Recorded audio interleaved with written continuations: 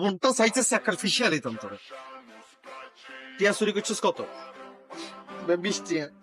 20 টাকা সরস্ব কেন? 20 টাকা সরস্ব চা খাইলে 20 টাকা গেছি। জীবনে তো কোনোদিন চা খেলি না, এদিনে তো চা খাওয়ার বেলা উঠছে কেন? তুই তো 20 টাকা কিনে লেছে আমি বুঝছি। কোনোনে মনে করে সিবা সাবা মালের সন্ধান পাইছে, ইয়ালে 20 টাকা চুরি করে নগদে চলে গেছে।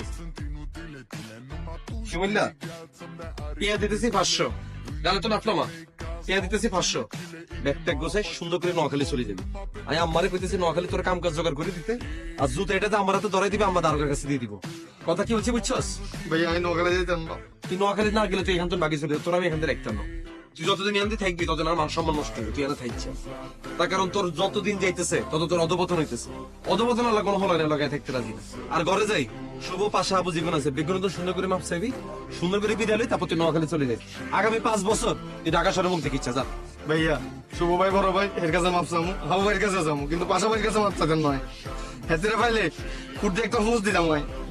খর্দি ফর দিবি কিলে, হাতে কি তো ছোড়ো নেই। হাতে তোর বড় ভাই না, তুই হাতার পকেট থেকে টিয়া চুরি করে হাতারে তুই খুর্দি পোস্ট দিবি কেন? অনেক বড় সন্ত্রাসী হইছ, হ্যাঁ? হেতে তাইলে সন্ত্রাসী। তুই আস্তা বিয়া দবে গেছিস, শিমিল্লা তুই আমার সামনে তুই সব যা, ঘরে যা, ঘরে যাবে একটা গোছে বাইরে হবে, ঘরে চল যা বাইরে হ। ঠিক নেই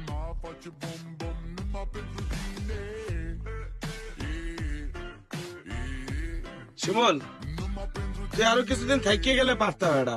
শুধু শুধু যাইতে আছো, তোর কোনো কাম কাজ নাই, কিছু নাই, থাইকে যাবে না। ঠিক না ভাইয়া, এনে থাকলে আর মাথা গরম হয়ে যাবে, চলে যাই। তুই ছোট মানুষ, এত মাথা গরম করো কা? মাথা গরম হইয়া গেলে মাথার এই চান্দিতে পানি দে বা পানি, পানি দিলেও ঠান্ডা হয় না ভাইয়া।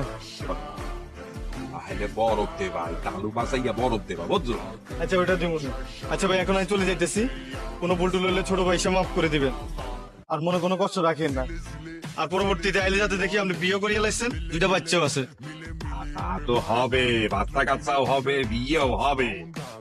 ও তো খুঁজতে পাইতে আছে। আচ্ছা আমি একটা নাম্বার দিতেছি, ইতিলে কথা কোন, ইতিলে কথা কই ওরা বিয়ে করে এলাম। তাড়াতাড়ি নাম্বারটা সাইপে দে বেড়া, নে ধর। এবারে তুই কার নাম্বার দিতে যাবো বাইরে? আমগো লাগে সাবনুরের নাম্বার, ইতি তো পরীর মতো সুন্দর, ইতির ভ্যাকেন্সি নেই। তুই তার না কেমনে? আরে ভাইয়া ইতির লগে 6 মাস প্রেম আছিল। হ্যাঁ শিমুল, এই তোর সাথে যে ভাই আর 6 মাসের প্রেম ছিল, তুই তার নাম্বার আবু বাইরে দিতেছ বিয়ে করার জন্য?